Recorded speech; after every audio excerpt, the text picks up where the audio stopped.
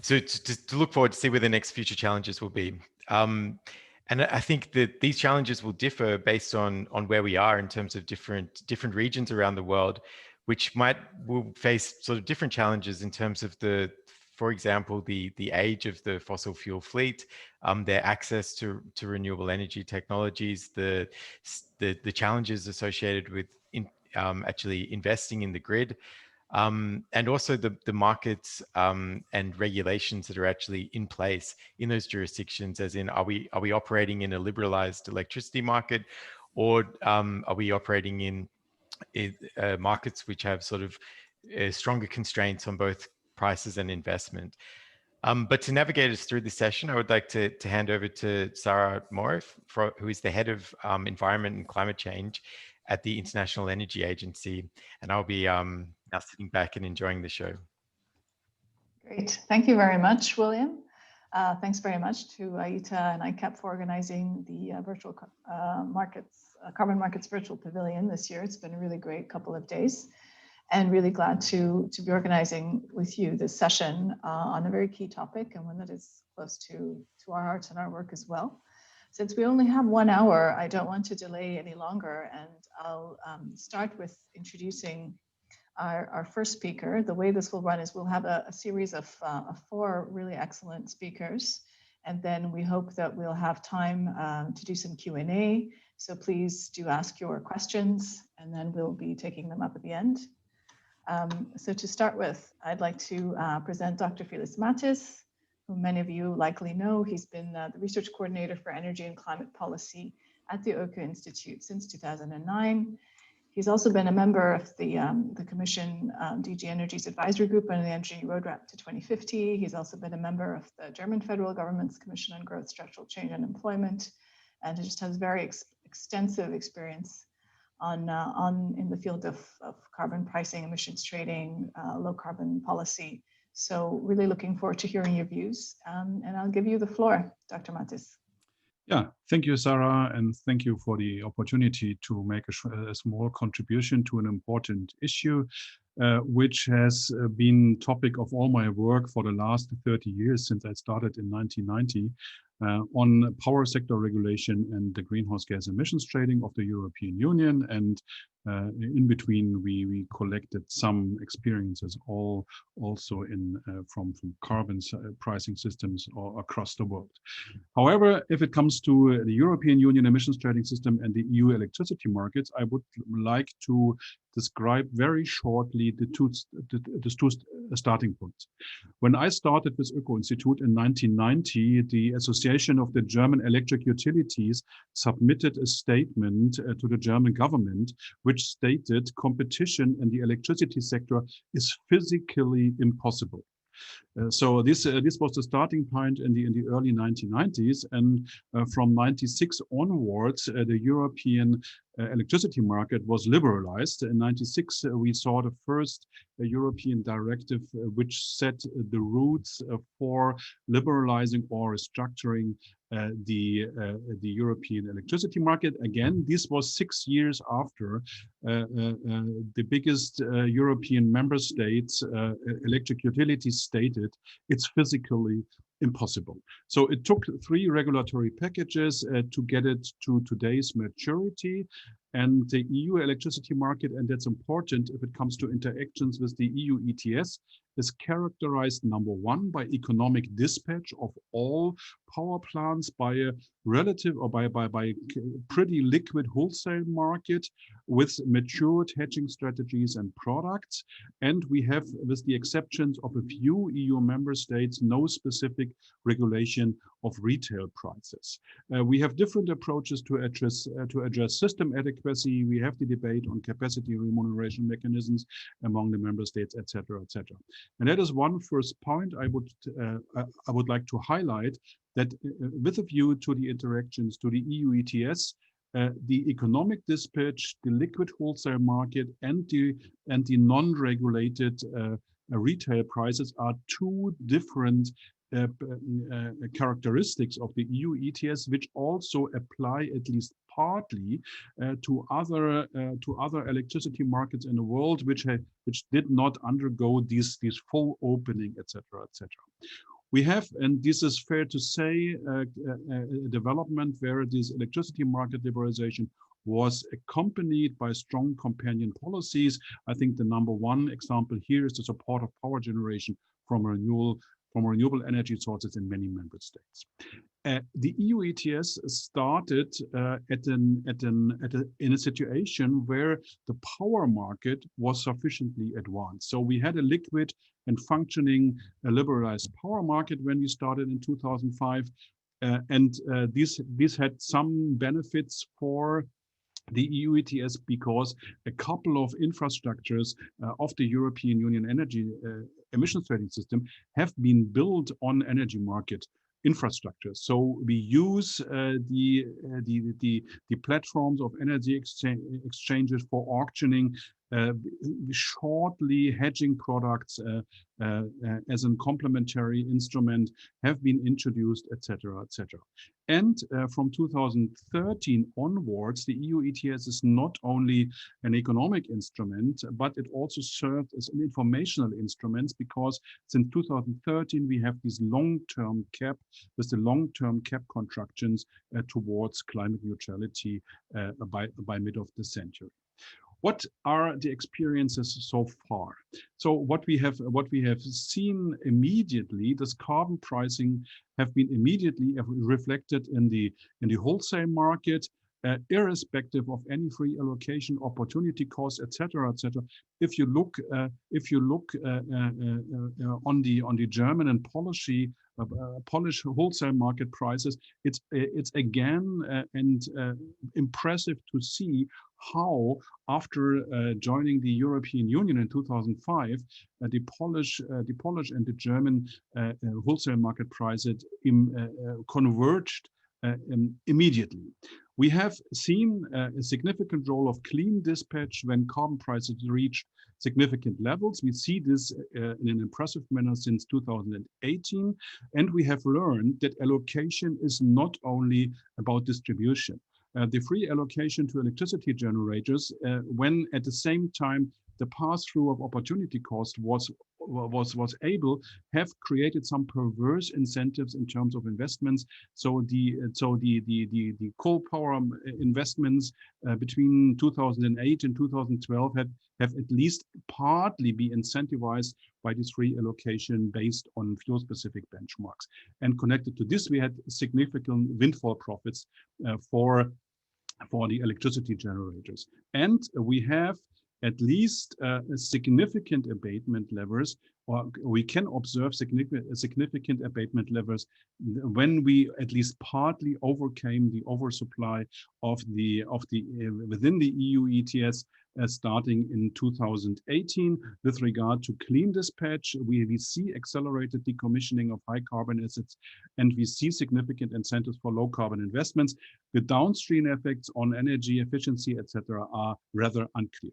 Before I stop, I would like to show you 3 slides in terms of numerical analysis. Again, 1993, German utilities said the maximum share of renewables in the power system is 4 percentage points. We are at the moment at 50. We have seen that the low carbon fossil generation only took off after the carbon prices started to be significant from the beginning of 2018 onwards.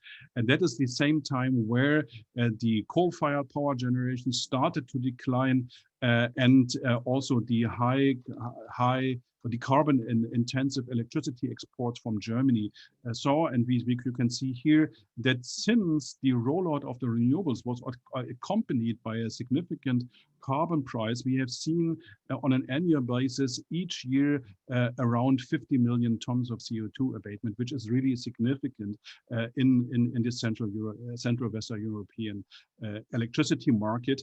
And that shows that not only paving the way for the clean options, that this is necessary but sufficient. This is only if you manage to to design the exit game for the high carbon assets, and carbon pricing can play a major role, if you as you can see there from 2018 onwards.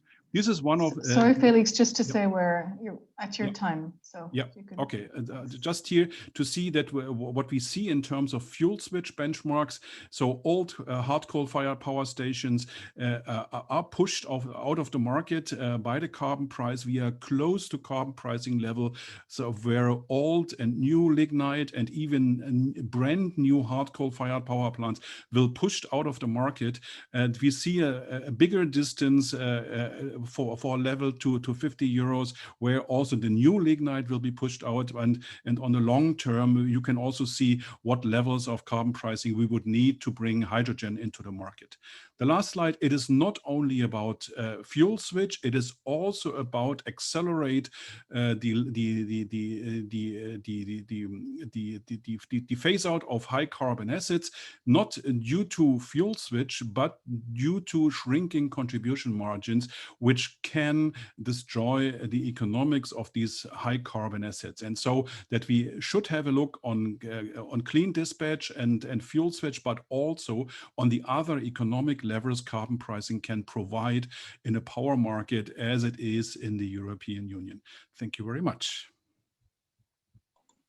Excellent. Thank you so much for that, Dr. Mattes. Really interesting to see, I think, how this has progressed in the evolution of this debate and the conditions in place or not in place when these instruments are introduced, and how we don't think about that, but how that really does shape how we set up these instruments in terms of responding to the market structure and seeing the role it's played. And I think it'll be interesting now to hear Daniele's view from a company that's been part of this market. So Daniele Agostini, he's the head of energy and low carbon policies within Enel Group's Europe division.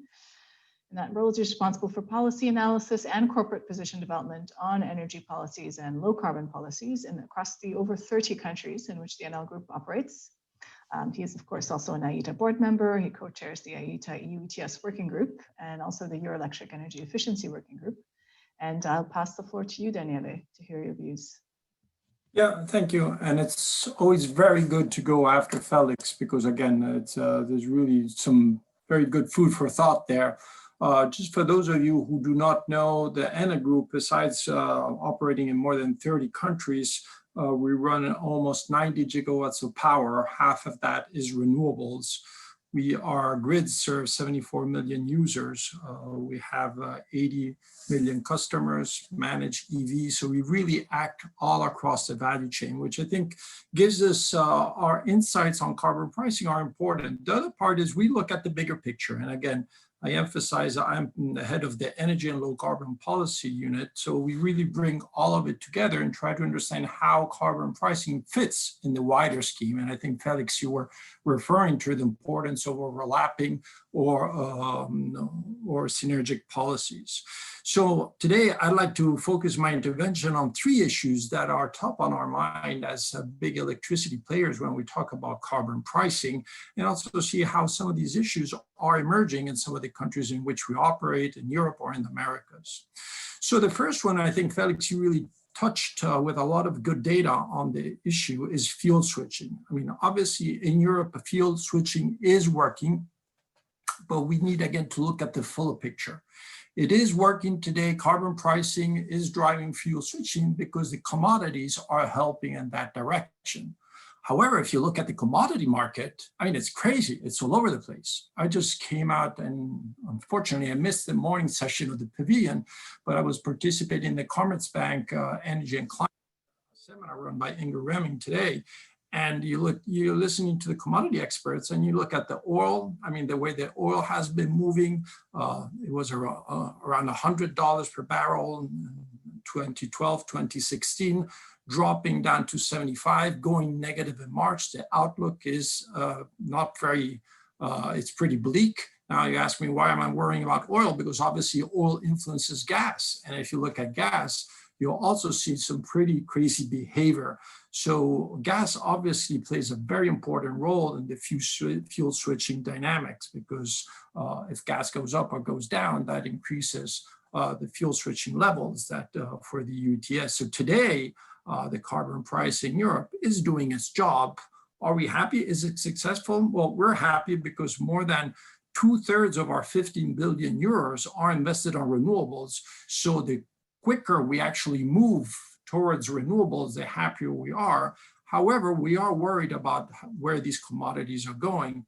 And if you actually look at the IEA outlooks, it seems that gas is going to get costlier compared to coal. So some of this fuel switching may be somewhat inhibited. So again, it is very important where I think it's successful. Carbon pricing has been successful in switching fuels, but you really need to look at the commodity markets to understand if this is permanent or structural.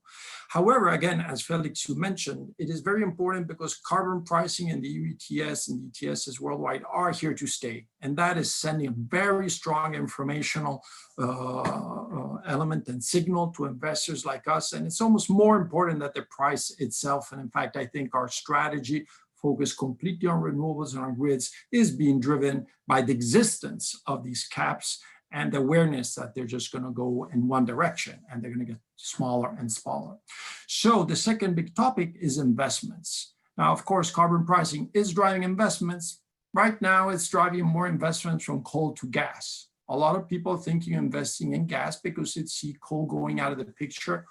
Often coal is being driven out by coal phase out, but again, fuel switching is a big issue. Now, this is probably going to be a trend from here to 2030. After 2030, we're going to be seeing gas being squeezed out from renewables. And so renewables are going to be coming into the play. Now, we're investing a lot in renewables. Now, is carbon pricing driving renewable investments? Not so much. Today, renewables are in grid parity, so it's not a question of economics, but it's a question of infrastructure, of permitting. We see this in Europe, we see this in Latin America, in Chile, for instance, big infrastructural problems actually connecting these renewable plants. So it's more that side of the risk of the renewables assets more than the actual economics. Renewables today are in grid parity. If you look at the LCOE, of course, there is an issue with the market design. Renewables need a different market design. They cannot rely on spot markets, on energy-only markets. We're going to be looking at long-term price signals for driving renewables. So the real challenge is how is carbon pricing going to adapt to a new market design in the electricity sector that will be characterized more by long-term price signal. Today, we have strong spot markets for carbon, but the forward price on carbon is pretty weak, and we rely on models and simulations by analysts and very reputable institutions like the IEA. And again, this is very heartfelt in Europe, in Latin America. Again, I'm thinking Chile, but also in North America. The third, to point out that again is very much on our mind. And again, we're looking at the full picture, at the full value chain, the different technologies, the entire process from when we decide to invest to actually when we operate is the just transition issue. Now, just transition is something that we really need to address. The social leg of sustainable development has been really neglected in the last 10 years, and we need to look at it. And even in the carbon pricing area, we need to look at it.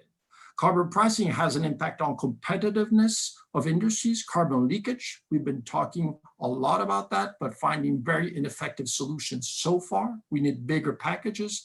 And as a big electricity producer, we do need to make sure that competitiveness is addressed. Otherwise, we're going to be losing our clients. And that's obviously not good for us. The other big issue in terms of just transition, of course, the impact on energy bills. And that's also very important to better understand how we can make sure that as carbon prices increase and they have an impact on energy bills, these impacts are mitigated with supporting policies.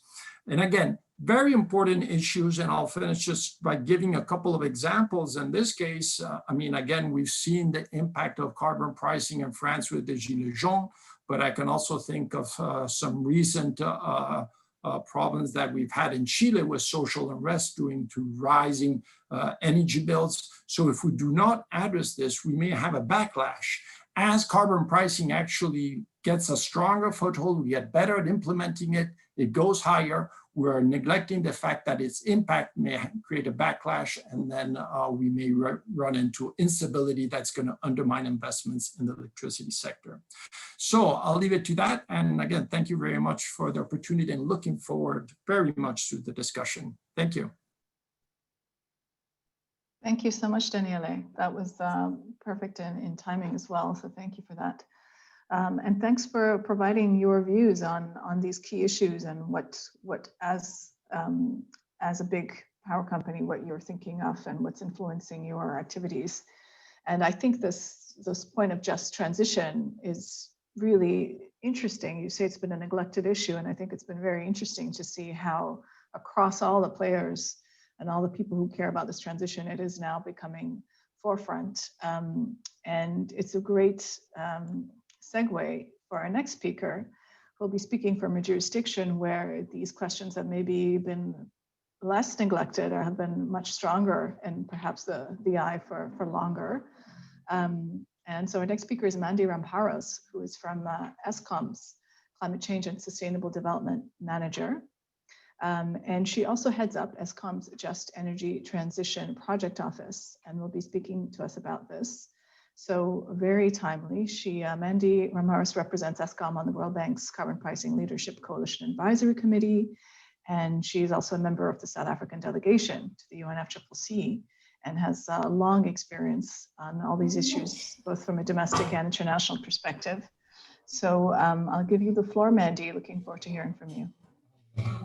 Thank you so much, Sarah, and thank you also to the IEA and to Ayita for this. Can you hear me, Sarah? Is it fine? Yes, I can hear you. Thank you. There just was some disturbance. So thanks for the introduction. So I'm actually going to talk about the whole area of what we're doing and just energy transition and what the role of carbon pricing is there. So for those of you who don't know, Eskom is a power utility in South Africa. We are the largest utility in Africa, and we have around 50 gigawatts of installed capacity, most of it coal. So you can imagine the challenges that we face. So I'm just going to talk through what we're thinking of in terms of a just energy transition and where does carbon pricing come in. So I'm going to talk quickly through the slides in the interest of time, because I think we want to get to the discussion and the Q&A. What we have is Eskom put up a long-term vision, a North Star, say that we are going to look at a net greenhouse gas emission reduction by 2050. But very importantly, we do say with an increase in sustainable jobs. So the just part of the transition is as important as the transition part. So it's not just about moving towards a cleaner and greener energy. We want to look at how we enable new job opportunities for those that are displaced by the replacement of coal by these technologies. So bearing in mind what I said, most of our fleet, so this just shows you the coal-fired power stations that we have. Some of them, we have quite a lot of them. And these are the names of the power stations on the left-hand side that you see here. And these are what we call their dead stop dates. So the dates when their lives will be coming to an end. And these are some of the biggest power stations in the world. So you can imagine the number of people they employ and the number of community members they support. So as these plants are coming to the end of life, these are the kinds of issues we need to look at. What are the strategic dimensions, financial, operational, environmental, people, socioeconomic development, and the reputational issues that this will present. So we got about 10 to 12 gigawatts of power coming off by 2030, and the rest by 2050. So we need to look at how do we actually transition in a just manner. Some of the things we're currently doing with these plants that are coming offline is looking at how do we repower them. So they're currently powered by coal. We're looking at whether we can repower them with renewable technologies, with boiler conversion to gas, biomass, battery storage, hydrogen options. There's a number of issues we have on the table. Like I say, we've got a 2050 vision. So we're backcasting to say, what are the kinds of things we can be doing along the way? Hydrogen, of course, comes later in our story, but we're currently looking at, for example, how do we repower with renewable technologies so that we keep those power stations going, we keep the economic activity in that area going, and then we stimulate economic development and social upliftment in those communities. The other area we're looking at is repurposing. So how do we use this land for issues other than repowering. They're not mutually exclusive. You can have a PV and battery storage plant at the same time as having agricultural growth in that area. So we're looking at various options in terms of how do we repurpose these sites. We went out to the market, we asked for ideas around how we could repurpose and repower. We're currently doing the technical evaluations, and I must say it was a really, really good response from the market. Very importantly, we have a social compact with these communities. Some of these plants are 40 years old. So you can imagine the community has been depending on this power plant for their jobs. And so we're looking at how do we contribute to a social plan for the development of plant shutdown? How do we preserve and grow socio-economic development in those communities? And what is the potential for localization and increasing jobs? So while we're looking at that, we're also evaluating what is the possibility of reducing our emissions by a substantial amount between now and 2050 and crowding in climate financing to finance that. You know, I don't need to tell this audience, but there's a lot of divestment pressure on fossil fuels. There's a lot of interest in transition financing and then in green financing. You know, we've just got some snippets here from some of the DFIs, from the multilateral banks that are very keen on supporting our repurposing and our transition. And so what we've done is we've started looking at what we're calling a just energy transition transaction to evaluate whether it is possible, like I say, to reduce our emissions between now and 2050 by a substantial amount over and above business as usual for the country, and look at whether we can crowd in climate financing for that. So we've done all the data gathering for the energy model. We've developed quite a few scenarios. One of them is a base case based on the current electricity plan of the country, which is called the Integrated Resource Plan. The scenarios we modeled included a extensive emission reduction scenario, and we've done financial modeling as well linked to our energy model, and we're currently documenting those results. We've also in that model looked at things like system adequacy and network operability. It's not good enough just having an energy plan. You have to be able to operate the plan. So that's part of the modeling work we've done as well. This just gives you a snapshot of what we're looking at if we looked at a 1 gigaton mitigation pathway between now and 2050 and the types of technologies that we would put in. And I think like previous speakers have said, you don't need climate financing or you don't need carbon pricing for renewables anymore, given the grid parity and given the actual cost of renewables versus new coal, which is much cheaper. You know, new renewables are much cheaper. So if we look at this pathway of reducing our emissions quite drastically over the next 30 years, we get to a point where we do need climate financing as a developing country where Eskom also has financial constraints. Is can we crowd in, like I say, climate financing to fund the decommissioning of those coal plants and the building of new renewable plants? And you get to a point where you actually then do have quite a lot of emission reductions, but you still have residual emissions. And how do we then offset those residual emissions? So I think, you know, in terms of the initial transition work we're looking at, climate financing is required. But in terms of the last mile, getting rid of those residual emissions in 2050, you would have to look at then carbon pricing instruments. So I think just my last slide in terms of the key messaging, the transition is already occurring. We're seeing that. We're looking at accelerated decarbonization in many parts of the world, and we have a real risk of stranded assets and job losses.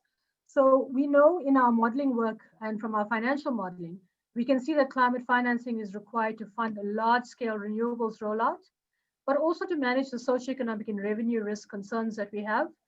And then carbon pricing instruments could be used for the same purpose, depending on the design of the instrument. So looking at additionality and vulnerability concerns around renewables, and then the NDC obligations. You know, if you do get into a carbon pricing instrument where you're selling your carbon credits, are you then putting your country at a disadvantage? So that's why, you know, in our thinking, we're thinking climate financing is the best to get you to a certain point. But then we look at carbon pricing from a holistic perspective to get over that last mile carbon offsets, but looking at it in a holistic manner. How do we use carbon pricing to meet our sustainable development needs and to fund small projects, community-based projects like microgrid projects? So I think in conclusion, my key message is that when we look at the carbon markets in economies such as ours, in regions such as ours, We're looking at what's fit for purpose, which carbon market instruments are best in which part of our development plan going forward. Thanks, Sarah. I'll stop there and looking forward to the discussion. Super. Thank you, Mandy, and thank you to everyone for sticking partly to time. Really interesting to hear that perspective and the very particular circumstances and the particular challenges that you're facing, also just on the actual assets and the production and what that impacts that those have. So I'll pass on now to our final speaker before hopefully getting more questions perhaps from the audience as well. So skipping to another part of the world, one that I'm a bit more familiar with as a part Canadian as well. So we have Justin Wheeler, who is the Executive Director of Climate Implementation Compliance in the Policy Division of Alberta Environment and Parks. So this is in Canada, and it's a branch that's responsible for implementing, among a range of other policies, Alberta's technology innovation and emission reduction regulation and the associated emission offset system. So Justin's an engineer. He has over a decade of experience in all these issues related to pricing, trading, climate policy. So look forward to hearing from you, Justin. Thank you, Sarah. And thanks everyone for having me. Yeah, so I'm really excited to share Alberta's story on this topic. I think it dovetails well with some of the previous comments, and I think we have some exciting real world examples to share. Just to situate people, Alberta is Canada's 4th largest province. We're mainly known for oil and gas. We also have agriculture and forestry, industrial manufacturing, and coal, a lot of coal-fired power in our historical fleet. But we also are blessed with great wind and solar resources and geological CO2 storage resources. We've been doing carbon pricing and emissions trading in Alberta since 2007, so shortly after the EU ETS. And in terms of Dr. Mathis's comments, those were very apt. So Alberta's electricity system is a privatized energy-only electricity market. It's fully privatized, both the generation and the retail side, and competitive. And we also have significant industrial load, which is a major factor in our grid and relates to Felix and Danielle's comments about carbon leakage.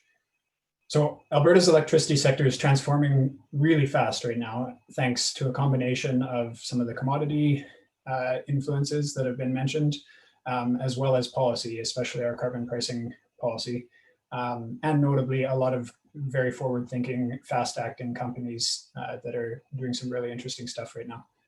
So in 2016, our coal-fired power plants provided 63% of Alberta's electricity. In 2020, that's dropped to about 34% year to date, so almost a 50% drop. The emissions that go along with that, 2016, we were 46 million tons of CO2 equivalents from the electricity sector. We're now projected to be down around 25 million tons this year, so almost a 50% drop if you look back to 2005. As I said, the carbon pricing has played a key role in that, but even before we had a kind of a formalized broad industrial carbon pricing, our 2 newest coal plants actually in their approvals in the early 2000s had clean as gas offsetting requirements. So that was kind of the thin edge of the emissions trading wedge in Alberta. That was then replaced with our formal carbon pricing system. So we call it the TIER system. The Technology Innovation Emission Reduction Regulation now covers about 60% of Alberta's emissions across a whole bunch of industrial sectors, but notably for this talk, electricity. And in 2018, so similar to the ETS, we're on our 3rd generation of industrial carbon pricing. The rollover from 2017 to 2018, we had a fairly significant change in the structure of the carbon pricing system, especially for electricity. Up to 2017, we had fuel-specific or plant-specific benchmarks for free allocations for all our facilities. Starting in 2018, we went to a common clean as best gas benchmark, 0.37 tons per megawatt hour. So we saw some very immediate shifts to go along with that.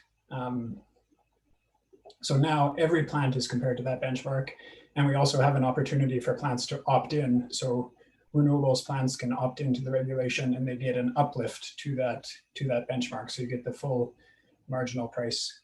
So for a typical coal plant, 2007 to 2015, the carbon cost per megawatt hour would be about $3 per ton, Canadian dollars.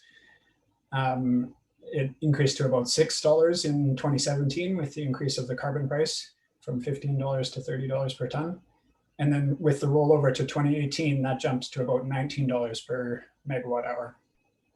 A natural gas plant would face a much lower cost. So because their emissions are much closer to that benchmark, there'd be between $1 and $8 per megawatt hour. And then a renewable plant or a zero emitting power plant would see uplift of $10 to $16 per megawatt hour.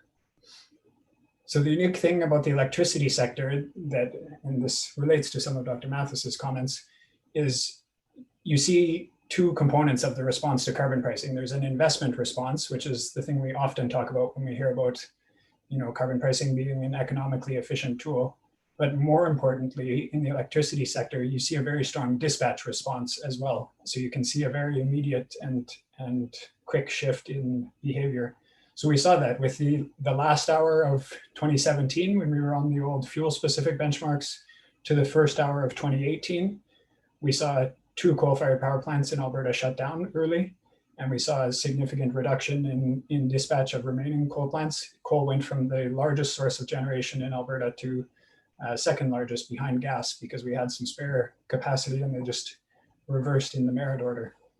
And then we've seen that trend continue since then. So electricity emissions are now down 22%, 2017 to 2018, and then a further reductions that I spoke about earlier as we look at 2020.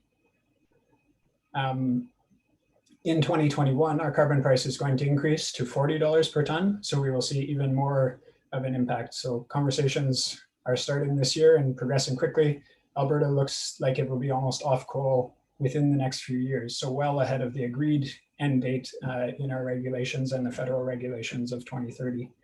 And just last week, another company announced that it's accelerating and it will stop burning coal as of 2021, 2 years ahead of its previous announcements that were just made in 2017. So things are moving quite quickly. And then we've also seen repowering of these coal plants with natural gas. So taking advantage of the existing infrastructure, repowering, and some making some efficiency upgrades so that those repowered plants would be quite competitive with the most efficient natural gas.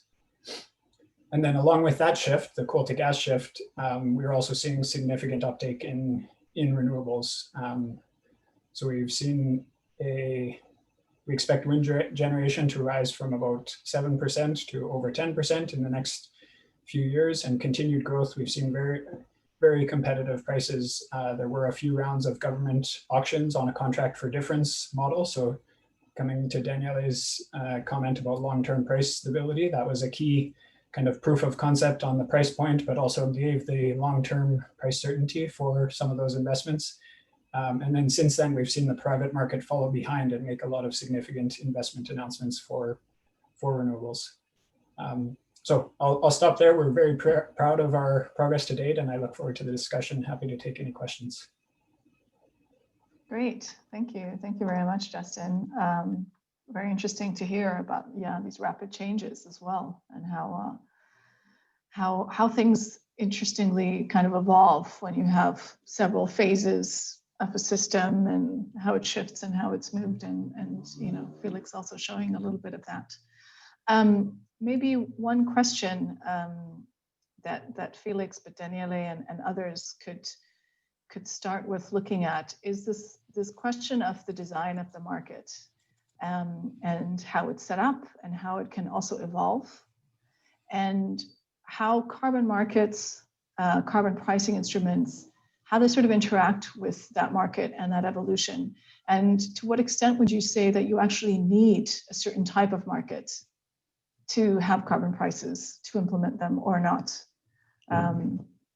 So is it do you need to have liberalized markets the way the EU had when they introduced their ETS, or is that not a necessary condition? And more broadly, how does an evolving market and that instrument, how do they go together? So I don't know, Felix, if you'd like to start, or Daniele, or anyone else. I can see you also. You can raise your hand. Whoever would like to start. Yeah, I think maybe I start. I think the key issue is an economic dispatch, and I think you can have economic dispatch in an how we call it is in Europe, the liberalized market. In other regions of the world is the restructurist market. It's not necessarily privatized, but a liquid wholesale market would be of enormous importance. You can run an electricity system which is not liberalized in a very strong sense, also with a liquid wholesale market and an economic dispatch. So economic dispatch is the issue number one, and the number two is I think if it comes to a more regulated market where the investments are regulated, then the key issue would be how to integrate the carbon prices in the regulatory arrangements. I think if you're going for integrated resource planning, etc., this is an option. This is done in a liberalized market and helps sometimes. But coming back to Daniele, and I think you need to be very clear. The rollout of renewables cannot driven solely by the carbon price. And we see this in between very clearly in Germany, for example, where we will see this year 50% of renewables. And if the wind is blowing and the sun is shining, the electricity price in the wholesale market is zero, whatever the carbon price is. And that means these are hours which are important for creating revenues for the renewables. And so there are certain phases and certain shares of the year where carbon price helps the investments into the renewables, especially if it is about variable renewables. But you also need companion instruments for this. However, if you are in a more regulated world where investment decisions and investment licensing is more based on an LCOE basis, then also carbon prices could be part of the solution. Where I'm personally skeptical, but that applies for both the regulated and the liberalized system, is what the effects for downstream emission mitigation might be. I'm not entirely sure if we have created sufficient price incentives in Europe for energy efficiency when it comes to electricity, and therefore I have some doubts if you include the power sector by including the consumption of electricity. So this type of indirect inclusion. There, I'm not entirely convinced that this will work. So if you would ask for my preferences, economic dispatch and the liquid wholesale market would be key. It would also be preferential to have these investment decisions, and more important, possibly the acceleration of the decommissioning of plants be market driven, but you can do this also within regulatory oversight.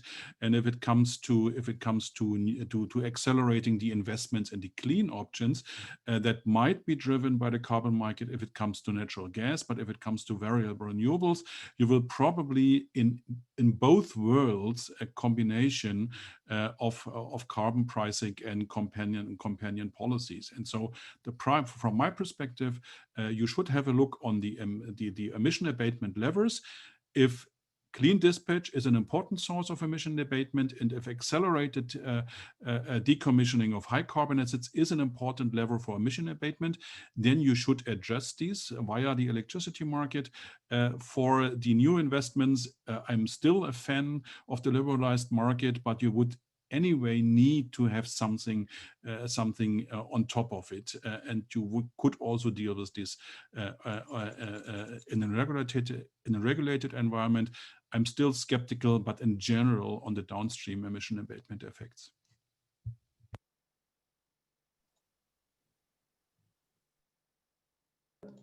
Go ahead, Daniele. Yeah, from my side, I mean, I agree. I think with most of what Felix you said. I think there's a real challenge. I think the two market design with high acid, low variable cost in the future is clear. It's more forward-looking. Spot market will always have a role. I completely agree with you. The devil is in the details. In liberalized markets where the price is set by the marginal plant, obviously there's going to be a lot of issues in terms of pricing and the impacts on the energy bill. And I think that's where it becomes very tricky. It is possible also to regulate it. Again, very good paper from ICAP a couple of years ago on carbon pricing in different type of regulated markets, but it becomes less efficient in my eyes. And so it needs to be carefully thought through. So everything is possible. It's just how much are we going to be losing of the efficiency of our ideal carbon price based on textbook dynamics. And but I think what we were talking about earlier, some of the experiments that are coming up with forward-looking auctions of carbon are very interesting, and it's going to be interesting to see what comes from the Americas. Canada was just mentioned, but also down in South America, obviously there's a lot of markets that operate with a longer-term type of perspective, and see how they integrate carbon pricing in that type of market design.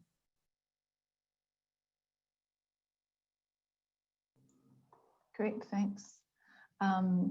I would move to another question, if no one has anything else to add on the market design, which is a bit more forward-looking, which is sort of thinking about a system where coal is marginal in the mix. So this might seem much further in the future in some places than others, but say people are successful, different markets, you have coal that's become marginal, you have more variable renewables, need for more flexibility, and basically the low-hanging fruit has been gone a little bit.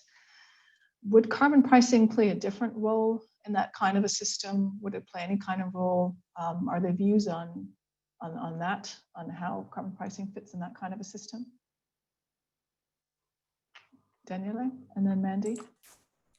I think, again, talking about the countries that we look at, I mean, we're looking very deeply into that, for instance, in Colombia. I mean, if you look at Colombia, there's a very large part of the generation is being delivered by natural resources, by hydro, and a small part is carbon, and again, is coal. And again, there you start having the challenge.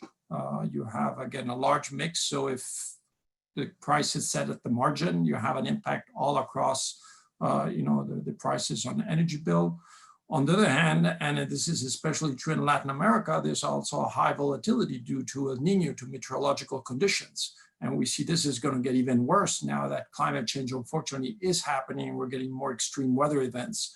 So again, in thinking of how this carbon markets are going to have to evolve, we also have to think through of, again, price being set at the margin and the volatility. Today, sometimes textbook says, well, it's set by the margin, coal is being squeezed out. But if you actually look at the dynamics, the marginal plant sometimes is gas in Europe during the day, and during the night is coal. And so it really changes hour by hour. So we need to get a bit more sophisticated in thinking at the hourly and seasonally variations. We can't predict everything. This is about free market, and so its carbon market should be free. But I think it would be interesting to think of some of these issues and trying to design some of the parameters. But I think it is very challenging what you mentioned and how the matrix will change. And we have already today in countries like Colombia examples of what it could be looking like, and people experimenting with that. Thank you. Mandy? Thanks, Sarah. Yeah, I think that's an excellent question, and it's exactly what we are working on right now with our fleet. So like I said, we are around 80 to 90% coal in our fleet, and we're looking at decarbonizing over the next 30 years. And what we're finding is, new renewables are much cheaper than new coal, but not cheaper than our legacy coal. So as we, roll out large-scale renewables, it gets to much cheaper actually than the current system marginal price.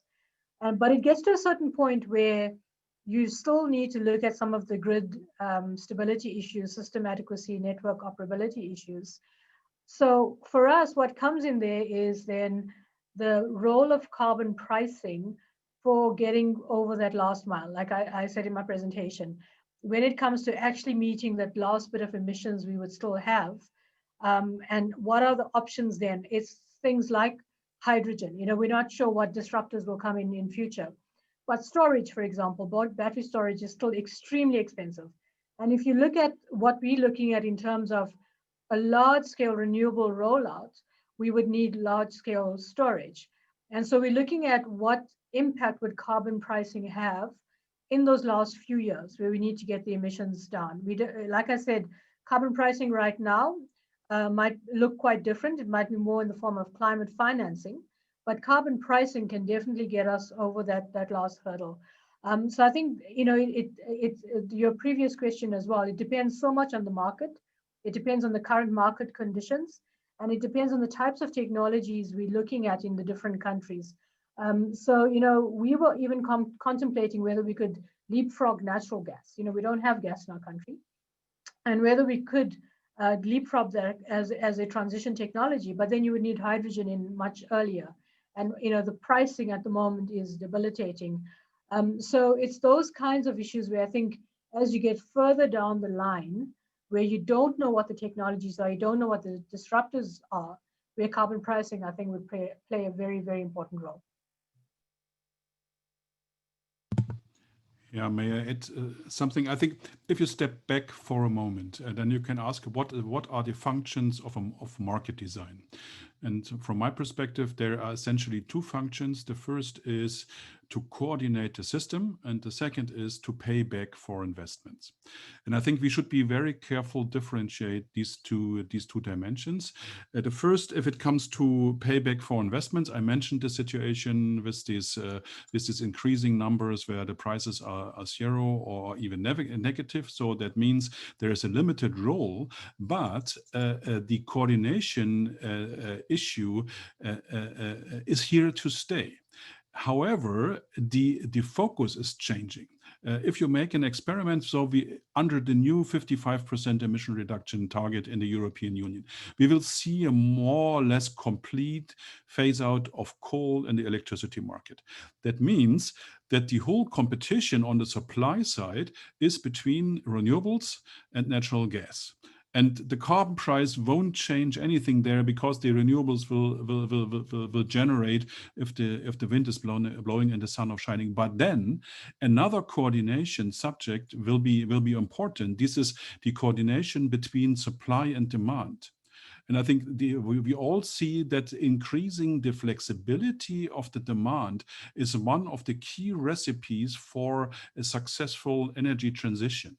And what we see is that carbon pricing can make the price structure curve steeper.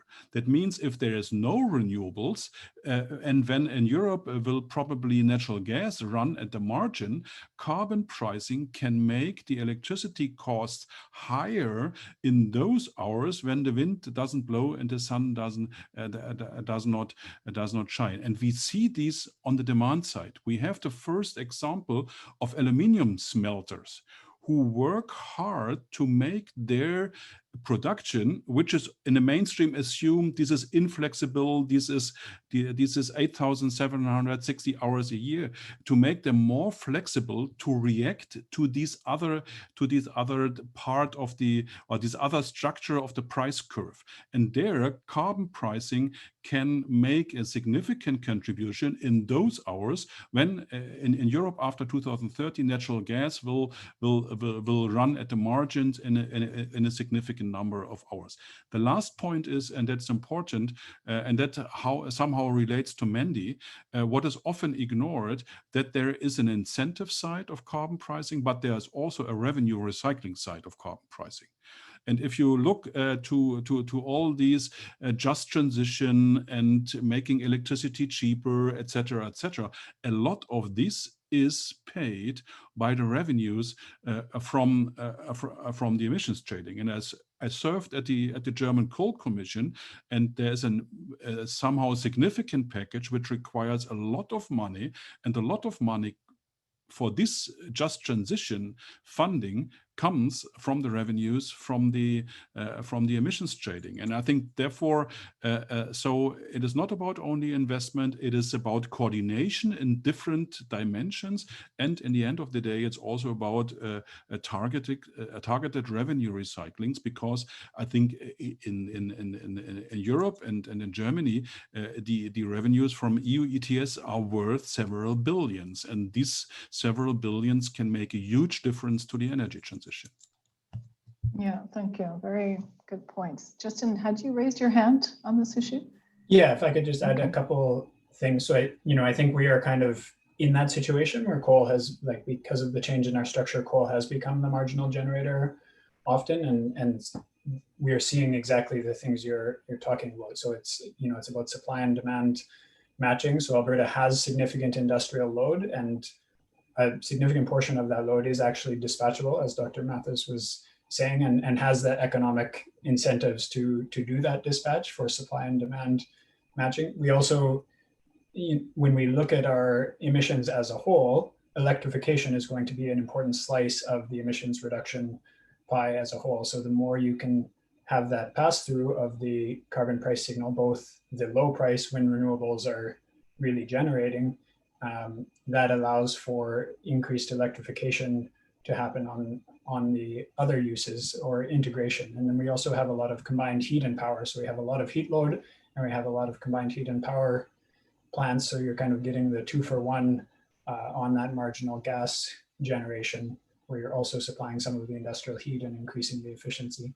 And then just finally on the revenue recycling, that's been a big issue for us too, as we face coal mines closing and plants transition. So we do have a coal workforce transition program that is funded out of the carbon pricing revenue and basically supplements the employment insurance programs to provide for retraining or supports for early retirement, as the case may be. So I think the package can work together, and carbon pricing can be supportive of the transition, even at that stage once coal becomes marginal.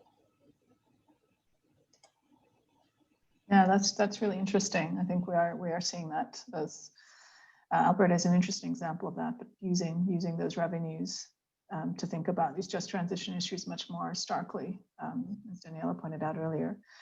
We are out of time. I would like to give you all an opportunity, if you would like to make just a closing statement, if there's anything that you wanted to emphasize or really say in response to someone else, just before we leave the session. So I don't know, I'll give you the opportunity, the order that you spoke in. So if Dr. Mathis, Daniela, Mandy, and Justin, if there is anything you'd like to say. Yeah, I think it's always worth to work, let's say, in favor of at least stepwise liberalization or restructuring, because there are significant benefits for the interactions of carbon pricing. I'm not entirely sure if this only applies for the electricity market. If I have a look to China, then there might be a cost pass-through of carbon pricing earlier in the iron and steel industry, and then in the electricity sector.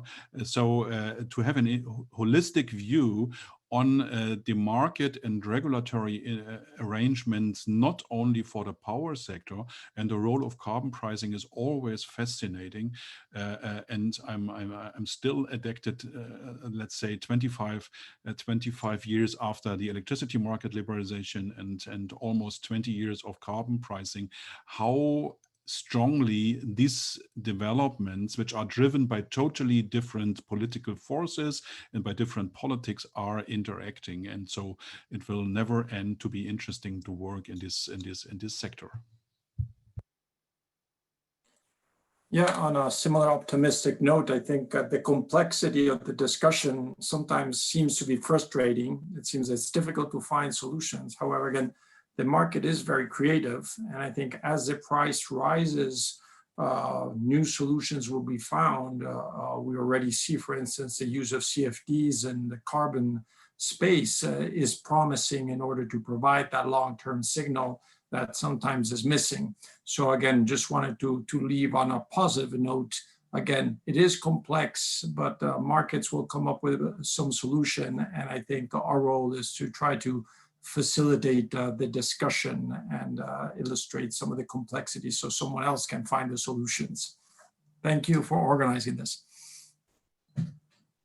Thanks, Sarah. I think from my perspective, again, what's very, very important is what's fit for purpose. Not what's worked in other markets won't necessarily work in the newer markets that are now exploring carbon pricing. So that's very important to recognize. But I think we need to look and talk more about how carbon pricing can get us to the net zero goal. I think there's a real opportunity there to have those discussions. So thanks again and great discussion. Yeah, so I guess similarly, thank you very much for having a great discussion. I think on the complexity point, I agree, and I don't let perfect be the enemy of the good. We've been pricing carbon for 13 years and we're on our third regulation due to a combination of technical things that have been improved as well as changing political factors and changing market forces. And so I think the other thing we've learned is the importance of bringing industry along with you. You're going to regulate people. Those people are going to study this in depth and have a lot of expertise. So we've been very successful in kind of harnessing that potential and maintaining very productive relationships with our regulated community and incorporating that feedback. So learning by doing is kind of our ongoing motto in our carbon pricing system. So in that spirit, I guess, happy to share if anyone has follow-up questions or wants to connect. We post a lot of data, but happy to connect and share experiences or learnings so that others can hopefully leapfrog some of those iterations that we've already gone through in the last 13 years. Great, thank you so much. Yeah, I think it's great to hear a positive message, and just to know that things evolve, and we do need to trust that people innovate. And I think, as Mandy and others have said, when we have a goal in mind or purpose in mind, to just realize that you need to do what works. And what works will be different at different times. We've seen systems evolve, sometimes quite significantly, change, adapt. And that's why it's a continuously fascinating story, and one can study it and work on it and continue working on it for decades, and have all the incredible experience that you bring and can share with people. So thank you so much for this really excellent discussion. I really enjoyed it, took lots of notes, really enjoyed it. So I'll also let people continue to attend other sessions of the platform this evening, afternoon, morning, wherever everybody is. And we'll just say thank you again to our speakers, and thank you again to the participants.